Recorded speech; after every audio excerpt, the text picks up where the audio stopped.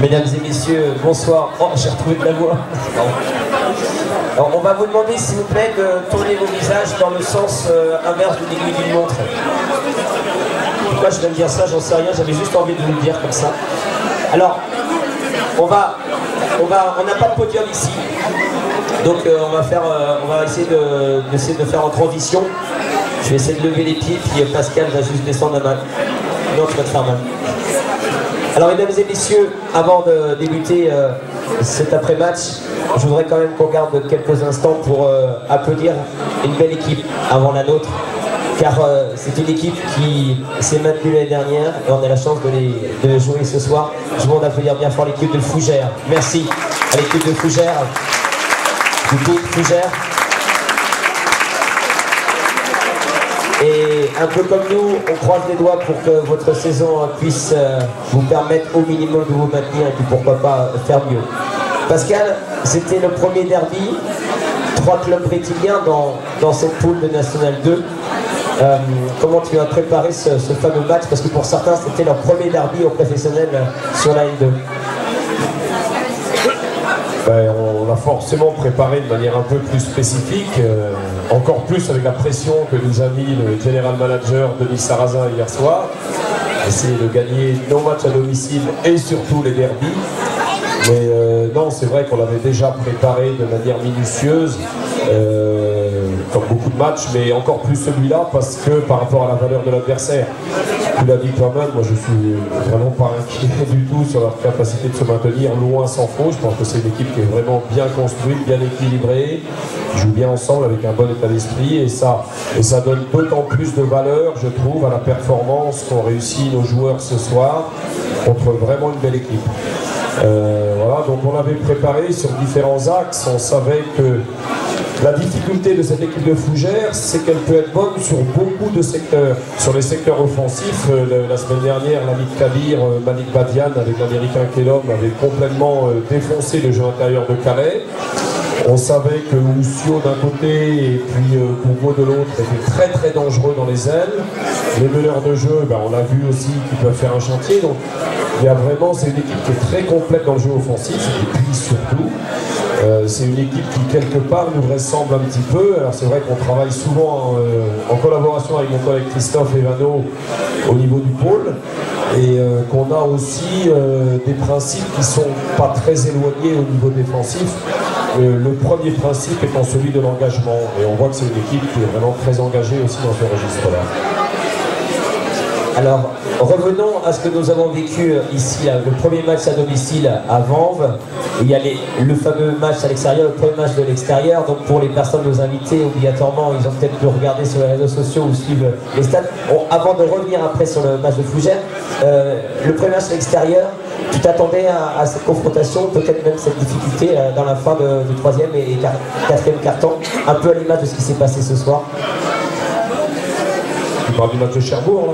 Ah ben oui, bien sûr, oui, non, mais ça on le savait. On a vraiment, bon, d'une part la qualité de l'équipe de Cherbourg, mais aussi et surtout, nous, contrairement à ce qu'on a pu produire ce soir sur le quatrième quart-temps et sur une partie du match, on avait vraiment manqué de rigueur et de concentration défensive, ce qui fait qu'on a encaissé beaucoup trop de points. Et là, je suis satisfait aussi quand même de la performance qu'on a pu faire ce soir et contre, à mon avis, une équipe voilà, qui a, comme je te le disais, beaucoup d'atouts. Donc non, ça ne m'a pas plus que ça surpris notre performance à Cherbourg, dans la mesure où je sais qu'aujourd'hui et cette année, si on n'est pas au taquet de l'engagement défensif, si on n'est pas au taquet de se passer le ballon, et on l'a vu sur le match de ce soir, j'embraye un petit peu sur le troisième quart-temps, où on a perdu le fil offensif, on a perdu le jouer ensemble pour se dire tiens, je vais essayer de jouer un tout petit peu plus ma carte individuelle, mais ben, comme je le dis souvent, un tout petit peu plus de chacun, ben, ça fait beaucoup de bouillie de tout le monde, et c'est malheureusement ce qui s'est passé. L'équipe de Fougères n'en demandait pas tant vraiment pour recoller au score, voire pour passer devant. C'est incroyable avec le basket quand tu regardes le public. on le vit intensément parce que on regarde le compteur, on peut pas s'en empêcher. On voit les secondes et on se dit mais on aimerait bien que ça s'arrête. Dès la mi-temps, à la limite, ça aurait été très bien. On aurait même chanté la troisième quart-temps, ça aurait été mieux. Mais on sent quand même qu'il y a eu vraiment une véritable adversité, même si la situation pouvait être en panique quand Fougères passe devant pour la première fois à 62 et on voit quand même l'équipe très solidaire qui t'écoute et qui se disent non, on lâche rien, on continue. Et ça, c'est une force maintenant de l'URB. Non, c'est clair. Alors, c'est vrai que j'aurais préféré que le match se termine à la mi-temps. En plus, on aurait pu aller voir This is the Voice. Hein, donc, ça lui aurait fait plaisir. Mais, quelle était votre question?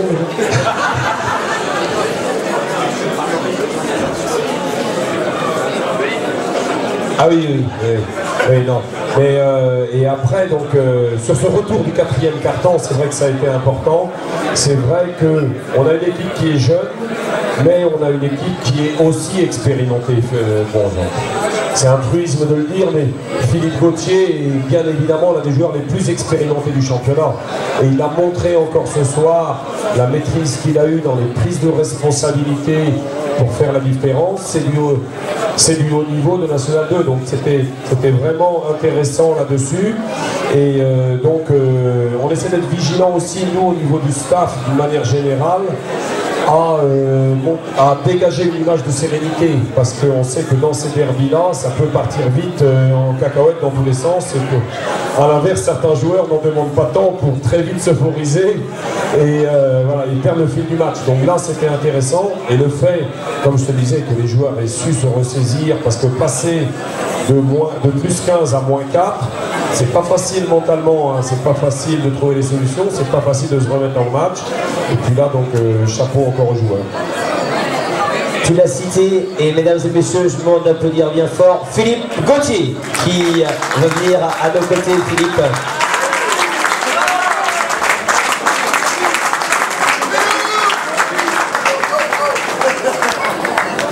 T'as entendu ce qu'a dit le coach sur toi? Oui, j'ai entendu. On confirme que tu es un des plus expérimentés de ce championnat? Sûrement, ça fait quelques années que je joue maintenant en NBA. Après, je ne sais pas si je suis un des plus expérimenté, mais j'ai l'expérience. Philippe, quand on arrive avec, comme dit le coach, dans ces moments où on est à plus 15, moins 4, tout le monde te voit avec cette main à l'extérieur, on se dit, on imagine, on regarde tout ça au ralenti, tout ça à la Matrix, on se dit, est-ce que ça va aller dedans? Qu'est-ce qui se passe dans ta tête quand tu vois que ça rentre? Tu penses tout de suite, il faut raccrocher, il faut repasser encore, ou tout de suite tu jubiles par rapport à ce fameux shoot à 3 points qui nous permet d'être toujours accroché à Fougères? Quand j'ai marqué le dernier 3 points, j'ai crié, pour ça que j'ai plus de voix.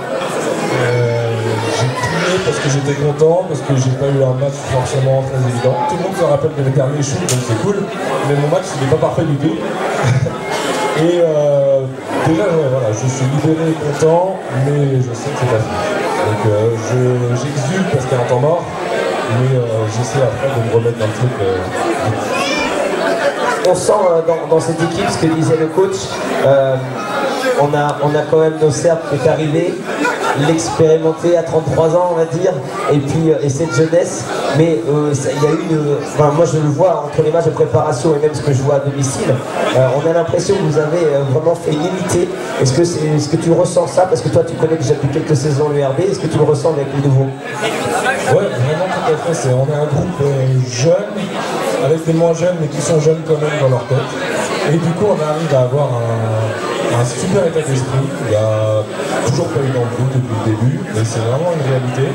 Donc pour l'instant, tout se passe très bien au niveau en termes du groupe, ça c'est clair. Philippe, tu vas rester avec nous parce qu'on va aller chercher un autre homme.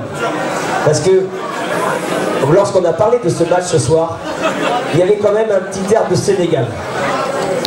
Pourquoi? Parce que ces deux hommes se sont connus, ils étaient dans le même quartier à Thiès.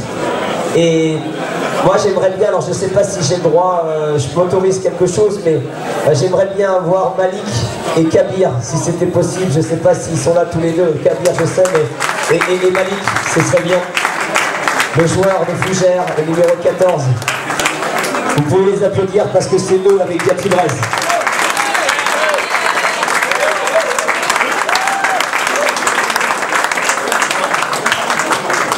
Bon, alors là,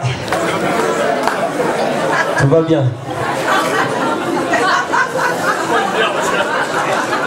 C'est toujours pas facile de vivre le basket avec eux.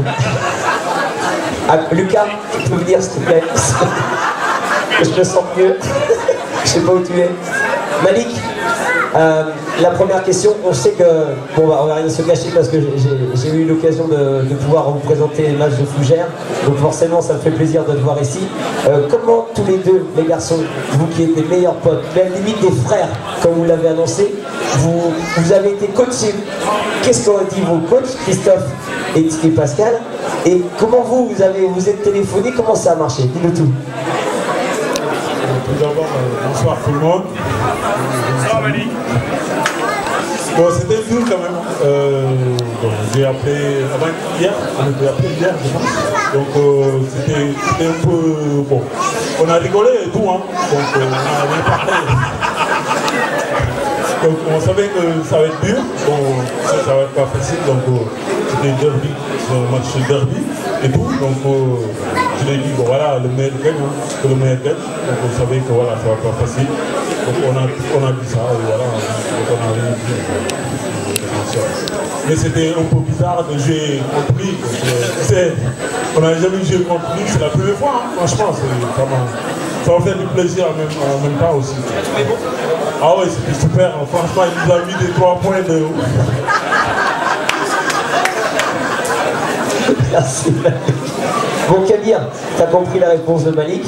Vous avez quand même vécu des moments extraordinaires parce que sélectionné dans l'équipe du Sénégal, 4 championnats, enfin c'est des moments incroyables. Mais c'est vrai que tu viens de le dire Malik, jamais l'un contre l'autre. Là ça donne quand même le cœur, quand le match est fini c'est mieux quand même, non?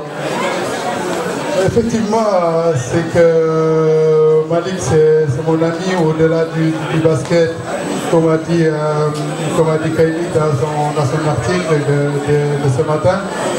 C'est que c'est ça aussi le sport, parce que c'est au-delà du basket, parce que le basket c'est une chose, mais ce qu'on vit par rapport au basket, le basket ce qui nous permet de vivre.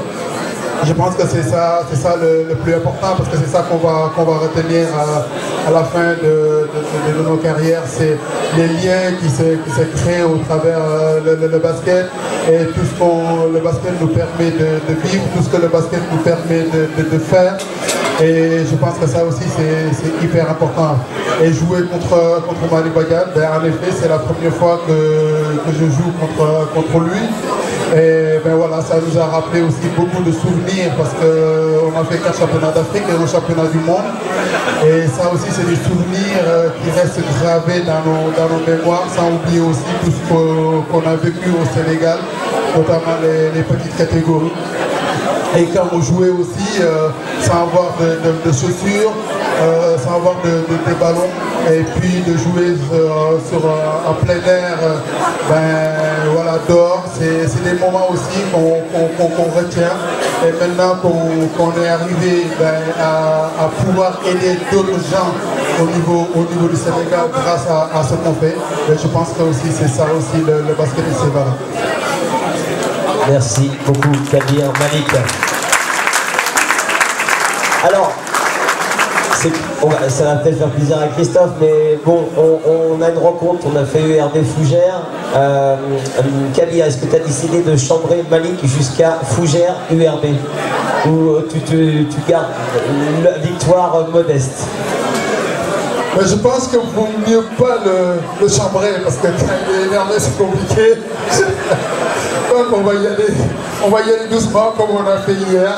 Bon, on s'est appelé, on s'est dit ce qu'on avait à se dire, mais on a parlé de tout, mais sauf stratégie, parce que Pascal avait mis en place sa stratégie, Christophe a fait la même chose. Ben, moi j'ai donné des billes à mes coéquipiers aussi de comment il joue, et lui aussi il a fait pareil aussi, parce que aussi c'est le sport, c'est le basket. Ben, on joue pour gagner. Ben, maintenant je ne vais pas le chambrer, je vais le laisser au chaud, parce que je pense que le match retour ça va être aussi une belle rencontre aussi, comme on a pu le vivre ce soir. Mesdames et messieurs, cette belle entente entre deux clubs, encore une fois on peut les applaudir à l'équipe de Fougères, à la image de cette amitié avec David Badiane et Kabir Féné. Et puis on peut une nouvelle fois l'applaudir parce que ce shoot à 3 points il a fait du bien. Philippe Gauthier et toute l'équipe de Lyon Red Basket 35. Merci à vous. Ainsi se termine cette interview, mais ce n'est pas terminé pour prendre le verre de l'amitié. On va vous souhaiter en tout cas des bons moments sportifs. Vous venez pour certains, peut-être la première fois.